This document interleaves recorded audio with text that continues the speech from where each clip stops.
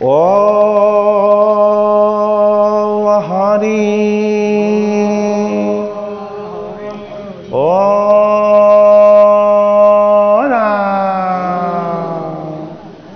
শ্ৰীমন্ত শংকৰ হৰে ভকতৰ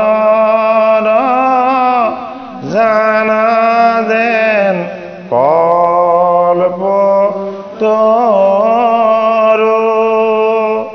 তাহান্ত বিনাই নাই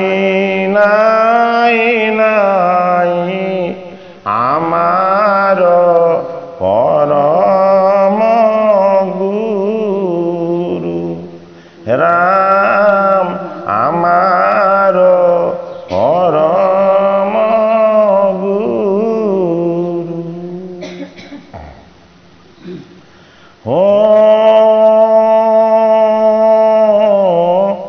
নমো ভগবতে বাসুদেবায়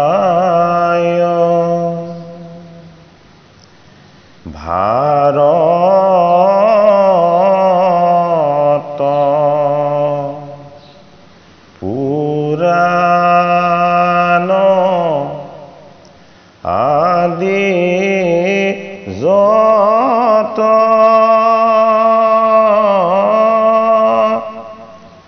প্ৰকাশ কৰয় নানা মত যত মহাজন সমাৰ সভা মধ্য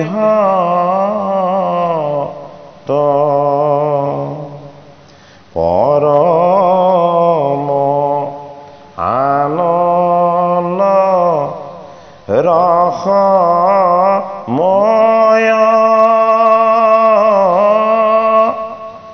কোটি সূৰ্য সম প্ৰকাশয়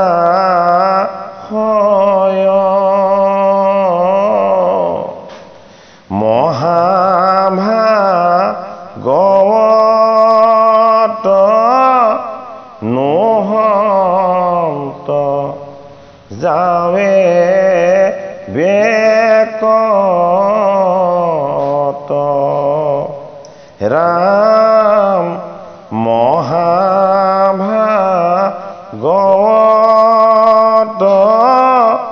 নহন্ত যাৱে বেকত। ভাগৱতৰ প্ৰথম স্কন্ধৰ কলি পৰীক্ষিত সংবাদ আৰু পৰীক্ষিতৰ দ্বাৰা কলি নিগ্ৰহ। হে শুনি মুখৌনকাৰিষি বলিলান্ত সুত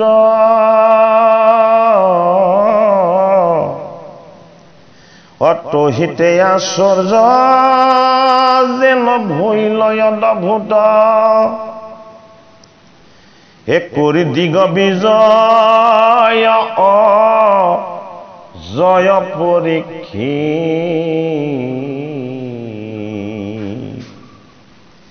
হে পাইলা পাছে ৰথে কুৰু ক্ষেত্ৰ হে দেখিলা নিপতি তৈতে বিচাৰি ফুৰন্তে আছে ধেনু বিষয় দুখত কান্দন্তে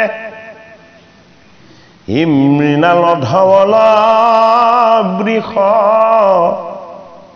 কাম পেটৰ তৰি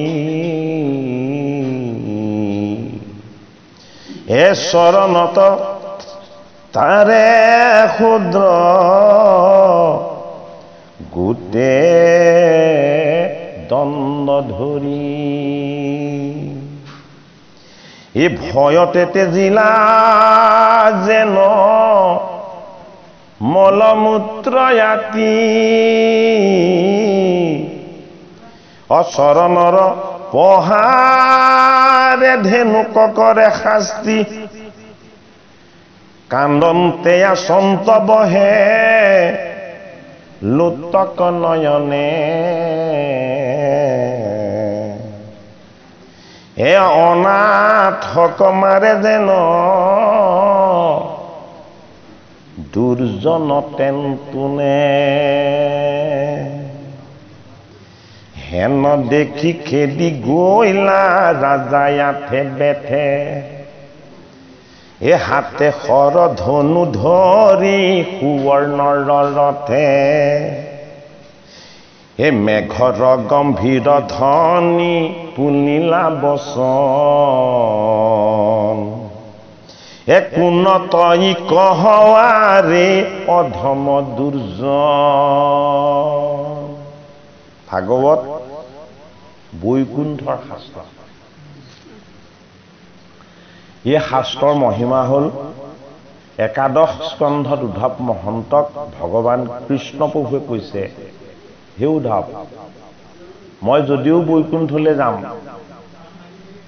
তুমি মোৰ ভকত আৰু মই তোমাৰ ভগৱান তুমি মোক বৈকুণ্ঠলৈ লগত লৈ যাবৰ কাৰণে যদিও কাতৰ প্ৰাৰ্থনা কৰিছা আমি দুইজন বৈকুণ্ঠলৈ গুচি যাব নোৱাৰিম কিয় নোৱাৰিম মই এই পৃথিৱীৰ পৰা গুচি যোৱাৰ লগে লগে এই পৃথিৱীখনত কলিৰ প্ৰৱেশ হ'ব অধৰ্ম হ'ব অন্যায় হ'ব আৰু মানুহবিলাক মন্দমতি হ'ব দুৰাচাৰ হ'ব মানুহৰ কাৰো প্ৰতি মৰম চেনেহ আৰু দয়া নাইকিয়া হ'ব সেইটো কাৰণে মই এতিয়াই ভাগৱতত প্ৰৱেশ হ'ম কৃষ্ণই কৈছে আৰু দেখিছে কোটি সূৰ্যৰ সমান উজ্জ্বল পোহৰ হৈ ভগৱন্ত প্ৰভু ভাগৱতত প্ৰৱেশ কৰিলে আৰু উদ্ধৱৰ ২৭টা প্ৰশ্নৰ উত্তৰ দিছে একাদশ স্কন্ধত সম দম দয়া দান ক্ষমা অক্ৰোধ ক্ৰোধ এনেকে বহুতখিনি প্ৰশ্নৰ উত্তৰ দিছে কৃষ্ণ ভগৱানে তেতিয়া উদ্ধৱক ক'লে মই যদিও বৈকুণ্ঠলৈ যাম তুমি মোৰ প্ৰাণৰ বান্ধৱ তুমি এই মৰ্ত্যত থাকিবা তুমি এই ভাগৱত কথা জগতত প্ৰচাৰ কৰিবা প্ৰসাৰ কৰিবা মই যদিও বৈকুণ্ঠলৈ যাম ভাগৱত কথা যদি শ্ৰৱণ কীৰ্তন হয় তেতিয়া মই তাতেই প্ৰকাশ ঘটিম মই তাতেই বিৰাজমান হ'ম আৰু উদ্ধৱক এটা বৰ ডাঙৰ তত্ত্ব কথা ভগৱান কৃষ্ণই কৈ থৈ গৈছে যে তুমি ভাবিছিলা যে কেৱল মই তোমাৰ স্বামী তুমি মোক ভাল পোৱা এইটোৱেই কিন্তু হে উদ্ধৱ মোৰ চৰণ সেৱা কৰা মোৰ চৰণত আৰু মুঠ সুদৃঢ় বিশ্বাস ৰখা যিসকল ভকতৰ কোনো কামনা বাসনা নাথাকে সেই ভকতসকলৰ মই পাছে পাছে ঘূৰি ফুৰোঁ বোলে কিয় যে মই মোৰ ভকতক প্ৰাণতকৈও বেছি ভাল পাওঁ আৰু পদত কি বুলি কৈছে যে ময়ো ফুৰো মূৰ মহা ভকতৰ পাছে পাছে আৰু একাদশ স্কন্ধত ভগৱান কৃষ্ণই কৈছে মুহুৰ উদৰে আছে যতেক ব্ৰহ্মাণ্ড ভকতৰ ধূলা পৰি হয় অপবিত্ৰ ভগৱন্তৰ গৰ্ভ হ'ল হিৰণ্য গৰ্ভ এই হিৰণ্য গৰ্ভত অনন্ত কোটি ব্ৰহ্মাণ্ড আছে এই ব্ৰহ্মাণ্ডবিলাক ভগৱানে শুদ্ধ নকৰে ভগৱানে কৈছে যে মোৰ গৰ্ভত থকা এই ব্ৰহ্মাণ্ডবিলাক শুদ্ধ কৰে মোৰ শুদ্ধ ভকতে সেইটো কাৰণে তুমি মোৰ প্ৰাণৰ বান্ধৱ আৰু তুমি মোৰ ভকত তুমি এই মৰ্ত্যত থাকি মোৰ এই ভাগৱত শাস্ত্ৰ তুমি ভকতৰ মাজত বিলাবা তেতিয়া কি হ'ব কলিৰ প্ৰভাৱ নাথাকিব কলিৰ যিটো প্ৰভাৱ বেয়া প্ৰভাৱ এই কলিৰ বেয়া প্ৰভাৱটো তাত পৰিব নোৱাৰিব এটা পৰীক্ষিত নৃপতি পাণ্ডৱৰ নাতি পৰীক্ষিতক গৰ্ভত থাকোঁতে অশ্বত্থামাই ব্ৰহ্মাস্ত্ৰ প্ৰয়োগ কৰিছিলে যিটো কাৰণত উত্তৰাৰ গৰ্ভত থাকোঁতে পৰীক্ষিত অচেতন পাই হৈছিলে আৰু উত্তৰাই যেতিয়া ভগৱান কৃষ্ণৰ নাম স্মৰণ কৰি গৰ্ভত হাত দিছিল তেতিয়া ভগৱান কৃষ্ণ উত্তৰাৰ গৰ্ভত প্ৰৱেশ হৈছিল আঙ্গুষ্ঠমান ৰূপত আৰু পৰীক্ষিতক অমৃত দৃষ্টিৰে চাই তেওঁক জীৱন দান দিছিল আৰু পৰীক্ষিতে গৰ্ভত থাকোঁতেই ভগৱান কৃষ্ণৰ সেই অনন্য ৰূপ দৰ্শন পাইছিল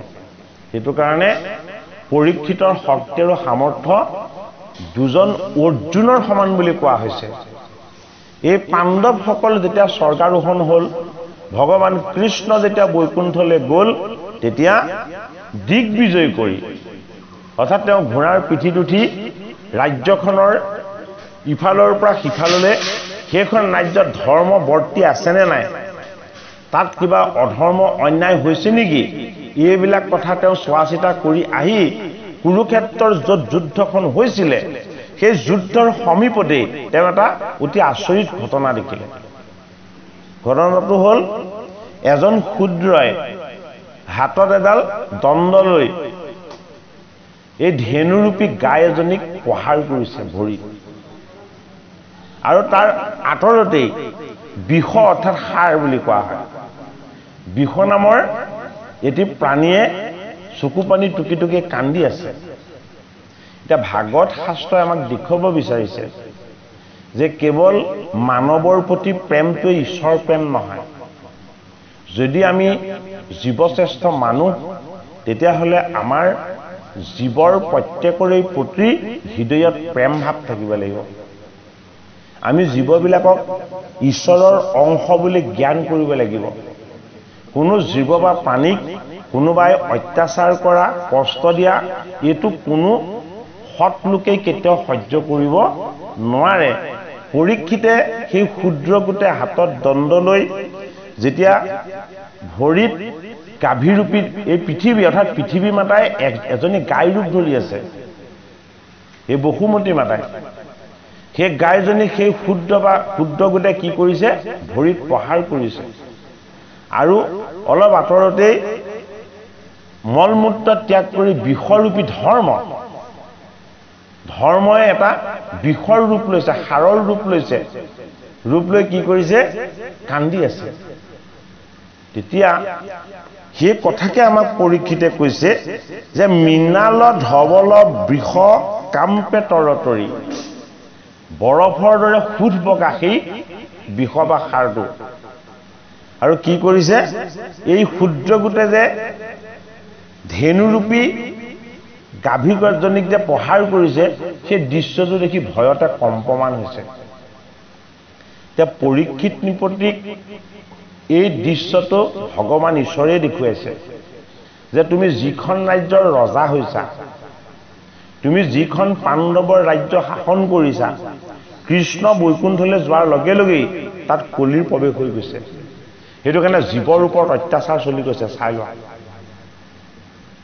এতিয়া কোনো প্ৰাণীৰ ওপৰতে যাতে আমাৰ অত্যাচাৰ নহয় অন্যায় নহয় ভাগৱত শাস্ত্ৰই আমাক সেই যিটো উচিত শিক্ষা সেই শিক্ষাটো আমাক প্ৰথমতেই দিব বিচাৰিছে এই যে এ হেন দেখি খেদি গইলা ৰাজায়াথে বেথে এ হাতে খৰ ধনু ধৰি সুৱৰ্ণৰ ৰথে এই মেঘৰ গম্ভীৰ ধ্বনি বুলিলা বচন এ কোন তই কহৰে অধম দুৰ্জন সেই ক্ষুদ্ৰৰ ৰূপ ধৰি ধেনুক প্ৰহাৰ কৰা তেওঁক সুধিছে ৰজাই হেৰৌ অধম হেৰৌ দুৰ্জন তোক মই চিনি পোৱা নাই মোৰ এই ৰাজ্যত তই কোন অধম তই মোক তোৰ পৰিচয়টো দে পৰীক্ষিত নৃপতিয়ে সুধিছে এ মুহুৰ ৰাজ্যত কৰ ইমত দুৰ্বল এ মৰিবাক শংকা নাই কুহিৰ নিষ্ফল নৃপতিৰ বেশতই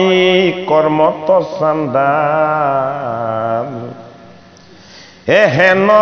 জানা পাইলো আহি তোৰ জমকাল কলিয়ে কি কৰিছে সুন্দৰ একদম এজন ৰজাৰ বেশত আছে পৰীক্ষিত তেওঁক দেখা নাই আগতে সেই ক্ষুদ্ৰ গোধল কলিয়েই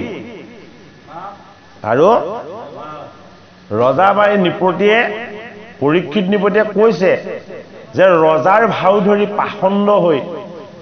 এই জীৱৰ ওপৰত অত্যাচাৰ কৰা তই কোন তই মোক তোৰ পৰিচয়টো দিলা প্ৰথম আৰু তই এইটো জানিল তোৰ ওচৰলৈ মই এতিয়া ৰজা অহা নাই মই তোৰ ওচৰলৈ যম আৰু কাল এই দুইটা হৈ আহিছো এতিয়াই তোৰ মৃত্যু হ'ব মোৰ ৰাজ্যৰ এই জীৱক হিংসা কৰাৰ কাৰণে এই কৈলন্ত বিদুৰ মাত্ৰ কৃষ্ণ ধনঞ্জয় এতেকে সে অন্যায়ক ৰসদুৰাশয় এ মই বিদ্যমানে তোৰ এত মানগ্ৰহ এ কৰো শিৰচ্ছেদ দুষ্ট খনিতে কৰহ পৰীক্ষিত নিপতিয়ে কৈছে যে আমাৰ কুলৰ খুৰা বিদুৰ কোন আছিলে বিদুৰ মহাভকত আছিলে বিদুৰ ইমানেই মহাভকত দুৰ্যোধনৰ দূৰী হৈ যাওঁতে দুৰ্যোধনে ইমান আপ্যায়নৰ ব্যৱস্থা কৰি থওঁতেও ভগৱান কৃষ্ণ দুৰ্যোধনৰ গৃহত নাথাকিলে ক'ত থাকিলেগে ৰাতি বিদুৰৰ গৃহত অতিথি হ'ল যিজনৰ গৃহত গৈ স্বয়ং নাৰায়ণ অতিথি হয় সেইজন কিমান শুদ্ধ সেইজন কিমান পবিত্ৰ হ'ব লাগিব সেইজন যদি থাকে তালৈ কলি আহিব নোৱাৰে অমংগল আহিব নোৱাৰে সেইটো কাৰণে যেতিয়ালৈকে হস্তিনাপুৰত বিদুৰ আছিলে তেতিয়ালৈকে কুৰুক্ষেত্ৰৰ যুদ্ধখন হোৱা নাছিলে যিদিনাখনেই দুৰ্যোধন আৰু দুঃশাসনে বিদুৰক তাৰ পৰা বাহিৰ কৰি দিলে তাৰ পাছতহে যুদ্ধখন হৈছে ভগৱান কৃষ্ণই মহিমা দেখাইছে যে মোৰ এজন ভকত যদি কেনেবাকৈ দুৰ্যোধনৰ লগতো থাকে তেতিয়াহ'লে তাত একো অমংগল হ'ব নোৱাৰে তেওঁ থকা আৰু মই থকাৰ মাজত কোনো পাৰ্থক্য নাই সেইটো কাৰণে দুৰ্যোধনৰ হতুৱাই আগতীয়াকৈ বিদুৰক নিৰ্বাসন দি লৈছে বনবাস দি লৈছে তেতিয়াহে ভগৱান কৃষ্ণই কুৰুক্ষেত্ৰৰ যুদ্ধখন আৰম্ভ কৰিব সেই অৰ্থত কৈছে পৰীক্ষিতে যে আমাৰ বিদুৰ ককা ইতিমধ্যে গ'লহে ধৰ্মযাত্ৰা কৰি আৰু কোন গ'ল বিদুৰ গৈলন্ত বিদুৰ মাত্ৰ কৃষ্ণ ধনঞ্জয় আমাৰ বংশৰ শ্ৰেষ্ঠ ভকত বিদুৰ গ'ল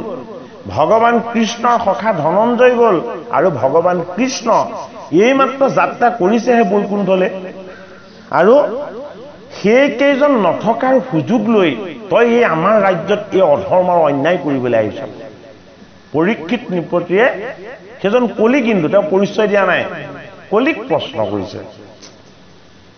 আৰু মই বিদ্যমান মানে কোন মই পাণ্ডৱৰ ধাৰ্মিক বংশৰ মই নাতি মই অধৰ্ম আৰু অন্যায়ৰ ভাগ কোনোদিন নলওঁ মই নৃপতি হৈ ৰজা হৈ থাকোঁতে তই ইমান পাপ কৰিবলৈ তই কেনেকৈ অহংকাৰ কৰিলি গহ মানে অহংকাৰ তই ইমান সাহস ক'ত পালি কৰো শিৰচ্ছেদ দুষ্ট খনিতে কৰ আজি তোৰ শাস্তি এইটোৱেই হ'ব যে তোক আজি মই শিৰচ্ছেদ কৰিম এ মহন্ত কপিৰা কৰ মুহুৰ আগত এ ৰহ ভাঙো আজি তোৰ মহত অহি বুলি পৰীক্ষিত পৰম মহন্ত এ ধেনু বিষভক দুই কু সম্বুদ্ধি বুলন্ত এই বুলি যে তোৰ আজি সমষ্টিত দণ্ড কৰিম এই বুলি কৈ এই কান্দি থকা বসুমতী মাতা গাভীৰূপী গাইৰূপী ধেনু আৰু এই বিষৰূপী ধৰ্ম এই দুইজনকেই পৰীক্ষিত নিপতিয়ে গাত হাত বুলাই মৰম কৰি কৈছে যে তোমালোকে নেকান্দিবা, তোমালোক যদিও জীৱৰূপ, তুমি আমাক অমৃত ৰূপেৰে দুগ্ধ দিছা, আৰু এই বিষয় কি কৰে আমাক ধৰ্মৰ প্ৰতীক হৈ এই ৰাজ্যত গোবৎসবিলাকক কি কৰিছে বিস্তাৰ কৰিছে। গতিকে তোমালোক মহন্ত সদৃশ। গাইজনীক আৰু বিষটোক কি বুলি কৈছে, তোমালোক মোৰ ৰাজ্যৰ মহন্ত সদৃশ, তোমালোকক মই আনে কেতিয়াও অত্যাচাৰ কৰিবলৈ নিদিওঁ। পৰীক্ষিতে নিশ্চয়তা দিছে এই ধেনু আৰু বিষক। এ কোন তুমি আছা শুল্ক বিষৰূপ ধৰি, এ কেনেবা তোমাৰ ভাঙিলে কতিনি ভৰি, এ কিহক ভ্ৰমাহা এক পাৱে মহাশয়, এ মই আহি পাইলো আৰু নকৰিবা ভয়। ইতিমধ্যে এই বিষৰ তিনিটা পদ ভাঙি দিছে মৰিয়াই মৰিয়াই। কোনে ভাঙিছে? এই কলিয়ে ভাঙিছে। এতিয়া ধৰ্মৰ পদ চাৰিটা কি কি? ধৰ্মৰ পদ চাৰিটা হ'ল, প্ৰথমটো হ'ল তপ, দ্বিতীয়টো পদ হ'ল সুচিতা বা শুদ্ধতা, তৃতীয়টো পদ হ'ল দয়াদান, আৰু চতুৰ্থ পদটো হ'ল সত্য। সত্য নামৰ পদটো ভঙা নাই, কিন্তু তপ, সুচিতা বা শুদ্ধতা আৰু দয়াদান এই তিনিটা পদ কলিয়ে ভাঙি দিলে। কাৰ? এই বিষৰূপী ধৰ্ম। এতিয়া ধৰ্ম কি? ধৰ্ম হ'ল আত্মা। আত্মা কি? আত্মা নিৰ্গুণ, আত্মা নিৰাকাৰ। আত্মা কি? আত্মা হ'ল জ্যোতিৰূপ। সেইটো কাৰণে আমাক আত্মাৰ ঈশ্বৰৰ শক্তিয়েহে আমাক চলাই চৈতন্য কৰি আছে, কিন্তু আত্মাক জানো কোনোবাই দেখিছে? নাই দেখা, হয়নে বাৰু? এই আত্মাৰ শক্তি হ'ল ধৰ্মৰ চাৰি পদ। আমি সহন কৰিব পৰা, আমি কোনোবাই কিবা ক'লেও ক্ৰোধ নকৰাকে থকা, অত্যন্ত ধৈৰ্যশীল হ'ব পৰা, কোনো কথাতে কেতিয়াও বিচলিত নোহোৱা, এইটো হ'ল ধৰ্মৰ পদ তপ। তপ মানে তাপ, দুখ কষ্ট যান্ত্ৰণা সহ্য কৰিব পৰাটো ধৰ্মৰ গুণ। এইকেইটা বস্তু যদি আমি সহন কৰিব পাৰোঁ, হয়নে, তেতিয়া আমাৰ মনটো শুদ্ধ হৈ থাকিব, মনটো পবিত্ৰ হৈ থাকিব সদায়। যে কোনোবাই দুখ দিলেও তেওঁৰ প্ৰতি কোনো ক্ৰোধ নকৰে, কোনোবাই অপমান কৰিলেও সেই অপমানত কোনো গুৰুত্ব নিদিয়ে, কোনোবাই হিংসা কৰিলেও তেওঁ নেজানে কাৰণে কৰিছে বুলি তাক সহন কৰে। এই যে ভাল গুণবিলাক, এইবিলাক ধৰ্মৰ গুণ। সেইটো কাৰণে ধৰ্মৰ দ্বিতীয় পদটো কি? সুচিতা, শুদ্ধতা, পবিত্ৰতা। যদিহে আমাৰ কষ্ট সহ্য কৰিব পৰা ধৈৰ্য গুণ থাকে, আমাৰ অন্তৰখন যদি অত্যন্ত নিৰ্মল আৰু পবিত্ৰ হৈ থাকে, তেতিয়াহ'লে আমাৰ মনত দুটা গুণ প্ৰকাশ পাব। এটা হ'ল দয়া ভাৱ, এটা হ'ল দান ভাৱ। এইটোৱে হ'ল ধৰ্মৰ তৃতীয় পদ, দয়া দান। এইটো কাৰণে দয়া কাৰ প্ৰতি? দয়া সদায় শিশুৰ প্ৰতি। দয়া কাৰ প্ৰতি? দয়া সদায় বৃদ্ধজনৰ প্ৰতি, অলৰচৰজনৰ প্ৰতি। দয়া কাৰ প্ৰতি? যিজন মানসিকভাৱে বিকাৰগ্ৰস্ত। এই তিনিজনৰ প্ৰতি আমি হৃদয়ত সদায় দয়া ৰাখিব লাগিব। বৃদ্ধ লোক এজনে যদি ৰাস্তাত যাব পৰা নাই, মাথাটো ঘূৰাইছে বুলি কৈছে, যিমান ডাঙৰ দায়িত্ব বা কাম নাথাকক, তেওঁক আমি কান্ধত বাহুত আমি হাতখন তুলি উদ্ধাৰ কৰিব লাগিব, আৰু তেওঁক পানী দুনি খুৱাই নিজৰ গৃহলৈ আনি হ'লেও তেখেতক শুশ্ৰূষা কৰি তেখেতক আকৌ নিজৰ গন্তব্যস্থানত আমি থ'ব লাগিব। সেইটো আমাৰ কি গুণ? সেইটো আমাৰ দয়া গুণ, সেইটো ধৰ্মৰ গুণ। সকলো লোকৰ মাজত সেই গুণটো নাথাকে। সেইটো কাৰণে এই কলি যে প্ৰৱেশ হৈ গ'ল, কলি প্ৰৱেশ হোৱাৰ লগে লগে কি হৈ গ'ল? তপ নামৰ পদটো ভাগি গ'ল। মানুহে কাৰো কথাই সহ্য কৰিব নোৱাৰে। সেইটো কাৰণে কাৰো কথাই সহন কৰিব নোৱাৰাৰ কাৰণে মনটো সদায় অসুস্থ আৰু অপবিত্ৰ। সেইটো ধৰ্মৰ দ্বিতীয় পদ ভাগি গ'ল লগে লগে। এই মনটো অসুস্থ আৰু অপবিত্ৰ হৈ থকাৰ কাৰণেই সদায় নিজলৈকে ৰাখিবলৈ বিচাৰে, নিজলৈকে খাবলৈ বিচাৰে, নিজলৈকে পিন্ধিবলৈ বিচাৰে, কাহত থকাজন লঘুনে থাকিলেও ঘৰত মাছ মাংসৰ সৈতে খাই উদৰ পুৱাই থাকিব পাৰে এই দয়া আৰু দানটো নাইকিয়া হৈ যায় এইবিলাক পুণ্যময় পবিত্ৰ ধৰ্মৰ গুণ এয়া হ'ল ধৰ্মৰ পদ এই গোটেই কেইটা বস্তুকেই যি ধাৰণ কৰি পালন কৰি সদায় সদায় সচ্চিদানন্দ ৰূপেণ হৈ এই গুণবিলাকত কোনোদিন প্ৰৱেশ হৈ তেওঁ যদি ভাল গুণবিলাকত যদিও প্ৰৱেশ হৈ থাকে এই গুণবিলাকে তেওঁক স্পৰ্শ নকৰে তেওঁক একোৱে স্পৰ্শ নকৰে সেয়া কি সেয়া হ'ল সত্য সেয়া হ'ল ঈশ্বৰ সেইটো কাৰণে ধৰ্মৰ চতুৰ্থ পদটো হ'ল কি সত্য সত্য মানে কি যে ঈশ্বৰেই সত্য ঈশ্বৰে সকলো চাই আছে ঈশ্বৰে সকলো দেখি আছে ঈশ্বৰ সৰ্বময় কৰ্তা ঈশ্বৰে সকলো কৰাই আছে তোমাৰ মনটোক যদি তুমি অন্যায়ৰ ফালে নিছা তেতিয়াহ'লে ঈশ্বৰে তোমাক দণ্ড দিবই কাৰ দ্বাৰা দণ্ড দিব তোমাৰ দেহত 14 জন সাক্ষী বহুৱাই থৈছে এই সাক্ষী কেইজনে সব লিখি ৰাখিছে মৃত্যুৰ পাছত জীৱটোক নি জমনগৰত এই তপত তেলত ভাজিব গৰম লোহা ভৰাব হয়নে বিভিন্ন ধৰণৰ দুখ আৰু যন্ত্ৰণাদায়ক কষ্টবিলাক ভোগ কৰাব সেইটো কাৰণে জীৱশ্ৰেষ্ঠ নৰ হৈ জন্ম লৈ সেই জীৱই যাতে কোনোদিন কেতিয়াও অধৰ্ম অন্যায় আৰু পাপ এইবিলাকৰ যাতে ভাগ নলয় সেইটো কাৰণে ভাগৱত শাস্ত্ৰৰ প্ৰথম স্কন্ধত দিছে কি দিছে পৰীক্ষিতৰ কলি নিগ্ৰহ পৰীক্ষিত পাণ্ডৱৰ নাতি পৰীক্ষিত নামটো ঋষিসকলে ৰাখিছিলে পৰীক্ষিত শব্দৰ তত্ত্বগত অৰ্থ কি পৰীক্ষিত মানে যি পৰীক্ষা দি থাকে আমি জন্মৰ পৰা মৃত্যুৰ সময়লৈকে অকল পৰীক্ষাকে দি থাকিম কিহৰ পৰীক্ষা ধৰ্ম আৰু অধৰ্মৰ সঁচা আৰু মিছাৰ ন্যায় আৰু অন্যায়ৰ সুখ আৰু দুখৰ এই পৰীক্ষাবিলাকে আমি দি থাকিম সেইটো কাৰণে পৰীক্ষিত এক প্ৰতীক পৰীক্ষিত কি প্ৰতীক শুদ্ধ জীৱৰ প্ৰতীক যদি জীৱটো শুদ্ধ হয় পাণ্ডৱৰ নাতি পাণ্ডৱৰ সভাসদ আছিলে ভগৱান কৃষ্ণ সদায় লগত আছিলে সেইটো কাৰণে পাণ্ডৱৰ নাতি পৰীক্ষিত অত্যন্ত শুদ্ধ জীৱ গৰ্ভত থাকোঁতে ভগৱন্ত প্ৰভুৱে তেওঁক দৰ্শন দিছে এই শুদ্ধ জীৱৰ লগত শুদ্ধতা আৰু পবিত্ৰতাৰ ভাগ আছে সেইটো কাৰণেই এই জগতক ধাৰণ কৰা শক্তিৰূপী যি বসুমতী এই বসুমতীয়ে মায়াৰ শক্তিৰে এজনী গাই ৰূপ লৈ পৰীক্ষিতক দেখা দিছে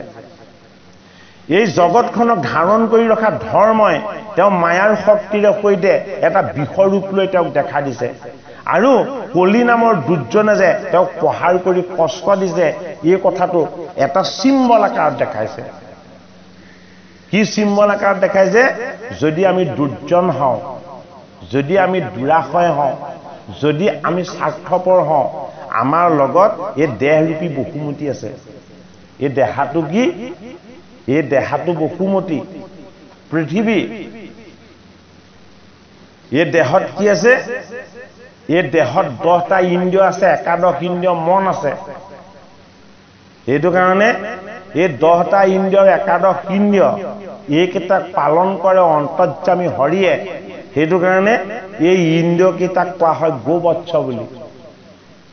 আমাৰ এই 11টা ইন্দ্ৰিয়ক প্ৰতিপালন কৰা ঈশ্বৰজনক সেইটো কাৰণে কি বুলি কোৱা হয় গোপাল বুলি কোৱা হয়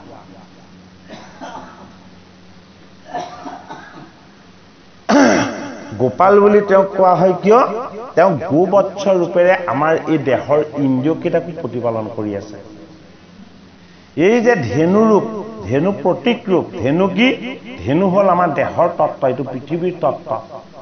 এই যে ধৰ্ম বিষৰূপ বিষ হ'ল আমাৰ আত্মাৰ তত্ত্ব এইটো কাৰণে ধেনু আৰু পৃথিৱী ধেনু আৰু বিষ এটা হ'ল দেহ ইটো হ'ল আত্মা এই দুটা বস্তুৱে দুটা তত্ত্ব ৰূপত দেখাইছে ধেনু হ'ল প্ৰকৃতি আত্মা হ'ল পুৰুষ এইটো কাৰণে বিষৰ ৰূপত আহি দেখা দিছে এই বস্তুকেইটা পৰীক্ষিতৰ লগত থকা ভিতৰত থকা বস্তু পৰীক্ষিতৰ বাহিৰত থকা বস্তু নহয় এই ধেনু পৰীক্ষিতৰ দেহ তত্ত্ব সেইটো কাৰণে ধেনু ৰূপত ঈশ্বৰে দেখাই দিছে ধৰ্ম পৰীক্ষিতক পালন কৰি থকা আত্মতত্ত্ব সেইটো কাৰণে বিষৰ ৰূপত দেখাই দিছে ভগৱান বিষ্ণুৰ মায়াৰ শক্তিৰে তেওঁলোকে সেই ৰূপ ধাৰণ কৰিছে পৰীক্ষিত নৃপতিক বুজাব বিচাৰিছে যে যদিহে তুমি ৰজা হৈ অন্যায় অনীতি অধৰ্ম এইবিলাকৰ যদি কেনেবাকে তুমি প্ৰতিকাৰ নকৰা তেতিয়াহ'লে তোমাৰ ৰাজ্য নেবাচিব এতিয়া আমাক পদে বাকীখিনি কথা ক'ব হে জৈত ৰাখে কৰ ৰাজাৰ বাহুদনে ফুকে সিটো লোকৰ তকনতো পৰে কি বুলি কৈছে কৌৰৱৰ ৰজাৰ এই মহাবাহুৱে জলৈলৈকে স্পৰ্শ কৰিছে তালৈকে কেতিয়াও কাৰো শোক থাকিব নোৱাৰিব বোলে কিয় শোক উৎপত্তি হয় অসন্তুষ্টিৰ পৰা এই পাণ্ডৱৰ ৰাজ্যত ধৰ্ম ৰাজ্য যুধিষ্ঠিৰে প্ৰতিষ্ঠা কৰা ৰাজ্যত কেতিয়াও অন্যায় আৰু অধৰ্ম থাকিব নোৱাৰিব সেইটো কাৰণে ইয়াত কাৰো দুখ থাকিব নোৱাৰিব কোনে কৈছে পৰীক্ষিত নৃপতিয়ে কৈছে হে নাকান্দা মাও ধেনু এৰাখেদ হে কৰো আজি তোমাৰ শত্ৰুৰ স্কন্ধ ছেদ এ কৃষ্ণ ৰসে কহিতো ৰাজাৰ ৰাজ্য একে হুনতো কৰে আশী দ্ৰোহ হেনমত এই ধেনুৰূপী পৃথিৱী আৰু বিষক আশ্বাস দি ধৰ্মৰাজৰ নাতি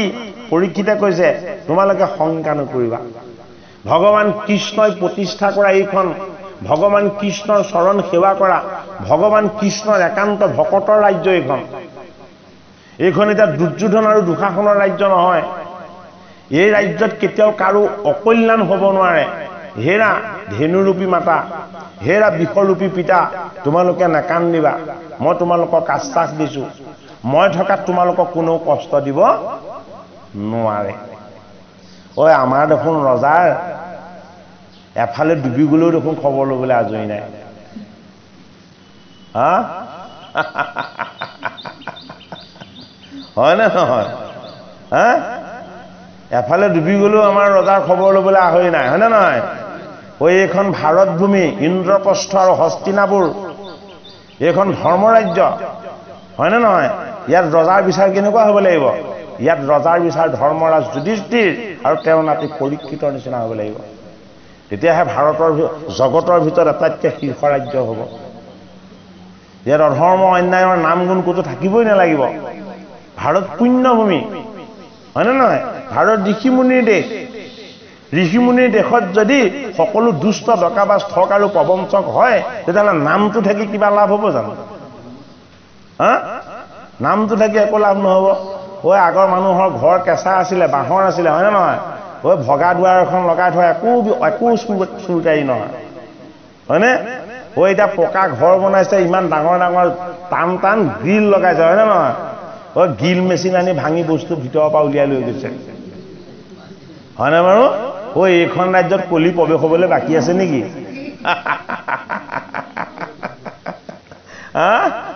এইখন ৰাজ্যত কলি প্ৰৱেশ হ'বলৈ বাকী আছে জানো নাই হয়নে নহয় কিন্তু কলি তাত প্ৰৱেশ নহয় ক'ত প্ৰৱেশ নহয় য'ত ভগৱান কৃষ্ণৰ উপাসনা ভাগৱত শাস্ত্ৰ দি সিদ্ধান্ত দি থৈছে হে ৰাম এ কৃষক ভ্ৰমাহায়ে পাৱে মহাশয় এ মই আহি পাইলো আৰু নকৰিবা ভয় এ জৈত ৰাখে কৌৰৱ ৰাজাৰ বাহু দণ্ডে এ সুকে সিটো লোকৰ লোকনতো পৰে এ নাকান্দা মাও ধেনু এৰা দুখ এ কৰো আজি তোমাৰ শত্ৰুৰ স্কন্ধ ছেদ এ কৃষ্ণৰ সেৱক কহি তোৰ ৰাজাৰ ৰাজ্যত একে হুনতো কৰে আহি দ্ৰোহ হেন মত যদি দেৱে কৰে তোমা শাক হেন দণ্ড তাহাৰু কাটিব শালংকিত বাহুখন এটা কি বুলি ক'লে পৰীক্ষিত নৃপতিয়ে হে বিষ ধৰ্মৰূপ হে বসুমতী মাতাৰূপ তোমালোকে কান্দিব নালাগে তোমালোকে দুখ কৰিব নালাগে বোলে কিয় নালাগে নৰৰ কথাটো মই বাদেই দিছো যদি কোনোবা দেৱতায়ো আহি তোমালোকক যদি ইয়াত কেনেবাকে কষ্ট দিবলৈ হয় মই দেৱতাৰ বাহু মোৰ শক্তিমন্ত ধনুৰে সৈতে কি কৰিম সকলো ছেট কৰি দিম যে তোমালোকে এটা নিশ্চিন্ত হোৱা মই তোমালোকক কি কৰিম ৰক্ষা কৰিম পৰীক্ষিত নৃপতিয়ে কৈছে হেন শুনি ধৰ্মে তাংক দিলন্ত উত্তৰ কি কহিব কথা মই তোমাৰ বংশৰ পৰীক্ষিত নৃপতি আচৰিত হৈ গ'ল যিটো বিষক ৰক্ষা কৰিম বুলি তেওঁ আশ্বাস দি গাত হাত পুৰাইছিলে সেই বিষয় কথা ক'ব পাৰে বিষয় কৈ দিলে মুখেৰে কি বুলি ক'লে যে তোমাৰ বংশৰ মহিমানো মই কি ক'ম ধৰ্মই কৈছে যাৰ গুণে তুষ্ট হুয়া বসুদেৱ হুৱন্ত সাৰথি কতো সভাসদ দূত কি বুলি কৈছে ধৰ্মই যে তুমি সঁচাই ভাল বংশৰ শুদ্ধ বংশৰ মই তোমাৰ কি গুণ গাম তোমালোকৰ বংশটোৰ তোমালোকৰ বংশৰ মহিমা সঁচাই ক'লেই আনন্দ লাগে তোমালোকৰ বংশত যিজন জগতৰ ঈশ্বৰ কৃষ্ণ সেইজন আহি সদায় বিৰাজমান হৈছিল সেইটো কাৰণে কৃষ্ণ তোমালোকৰ সভাসদ আছিল সেয়াই নহয় এই কৃষ্ণ কি এই কৃষ্ণ জগত সভাৰ ৰজা এই কৃষ্ণই হ'ল জগতৰে নিয়ন্তা কিন্তু হে পৰীক্ষিত নৃপতি তোমালোকৰ বংশত আহি সেইজন জগতৰ ৰজাই দূতৰ কাম কৰিছিলে হয়নে বাৰু এইজন জগতৰ স্বামীয়ে তোমালোকৰ বংশত আহি দূতৰ কাম কৰি দিছিলে আৰু কি বুলি কৈছে যে কি কম জগতৰ হৰিয়ে তোমালোকৰ বংশত মন্ত্ৰণা দিছিলে ধৰ্মৰ মন্ত্ৰণা গতিকে তোমালোকৰ বংশটো অত্যন্ত শুদ্ধ আৰু পবিত্ৰ বিষৰূপী ধৰ্মই কৈছে কৰন্ত মন্ত্ৰণা কতো মন্ত্ৰী হুয়ায়াতি নিদ্ৰা এৰি খান্দা ধৰি ৰাখি থাকা ৰাতি আৰু তোমাক কৈছো শুনা যে তোমালোকৰ ৰাজ্যত ভগৱান কৃষ্ণ মন্ত্ৰীৰ দৰে মন্ত্ৰণাদাতা আছিলে আৰু সেয়াই নহয় তোমালোকৰ পঞ্চপাণ্ডৱ যেতিয়া নিদ্ৰাগত হৈ শুই থাকে তেতিয়া ভগৱান কৃষ্ণই হাতত অস্ত্ৰ ধৰি তেওঁলোকক ৰখি থাকে কোনেও যাতে আহি একো আক্ৰমণ কৰিব নোৱাৰে বা কষ্ট দিব নোৱাৰে ধ্যানতো নেদেখে যাক বেদৰ ৰহস্য কৰিলন্ত তাহাংকো পাণ্ডৱ বংশে বৎস চাৰি বেদৰ ৰহস্য চাৰি বেদে যাক নেজানে চাৰি বেদে যাক বুজি নাপায় চাৰি বেদে যাক ঢুকি নাপায় এই ৰহস্যই হ'ল ভগৱান কৃষ্ণ হে পাণ্ডৱৰ নাতি সেইজন ভগৱান কৃষ্ণকো পাণ্ডৱসকলে বৎস কৰিছিল ভকুতিৰ বলত কি কহিব পাণ্ডৱৰ মহাগুণগণ যাক সেৱা কৰন্ত আপুনি নাৰায়ণ এই পাণ্ডৱৰ বংশৰ কথা মই কি ক'ম ধৰ্মই নাৰায়ণেও এই বংশক সেৱা কৰিছিলে কাক ভগৱান কৃষ্ণই যুধিষ্ঠিৰক সেৱা কৰে কিয় সেৱা কৰে যুধিষ্ঠিৰ ধৰ্ম ভগৱান কৃষ্ণ হ'ল কি ভগৱান কৃষ্ণ হ'ল ধৰ্মৰ ৰক্ষক এইটো কাৰণে যুধিষ্ঠিৰক দাদা বুলি সম্বোধন কৰে আৰু ধৰ্ম বুলি সম্বোধন কৰে অৰ্জুনে যেতিয়া যুধিষ্ঠিৰক নিজৰ পিতৃতুল্য গুৰু বুলি সেৱা কৰে তেতিয়া ভগৱান কৃষ্ণইও সেৱা কৰি আশীৰ্বাদ লয় হে মোৰ জ্যেষ্ঠ দাদা মোকো তুমি আশীৰ্বাদ দিবা মই যাতে সদায় তোমালোকৰ লগত থাকিব পাৰো দিয়া ধৰ্মই কৈছে স্বয়ং নাৰায়ণেও আহি তোমালোকৰ বংশত সেৱা সৎকাৰ কৰিছিলেহি এটা সম্বাৰ বংশ তুমি পৰম পবিত্ৰ দিবা হাও ভয় দান আনক আতকুনচিত এই পবিত্ৰ বংশৰ তুমি পাণ্ডৱ গতিকে তুমি আমাক অভয় দিবাই এয়া তোমাৰ শুদ্ধ বিচাৰ এইটো মই জানো এ কোনে দুখ দেয় যিটো পুছিলা সংশয় এ কৰিব নপাৰো তাক নৃপতি নিশ্চয় এ জ্ঞানীল বোলে দেয় দুখ আত্মায়ে আত্মাক এ কুতকি পণ্ডিতে দুখে নানা দেৱতাক তেওঁ ধৰ্ম নহয় জানো তেওঁ সৰ্বজ্ঞ শাস্ত্ৰজ্ঞ তেওঁ সকলো জানে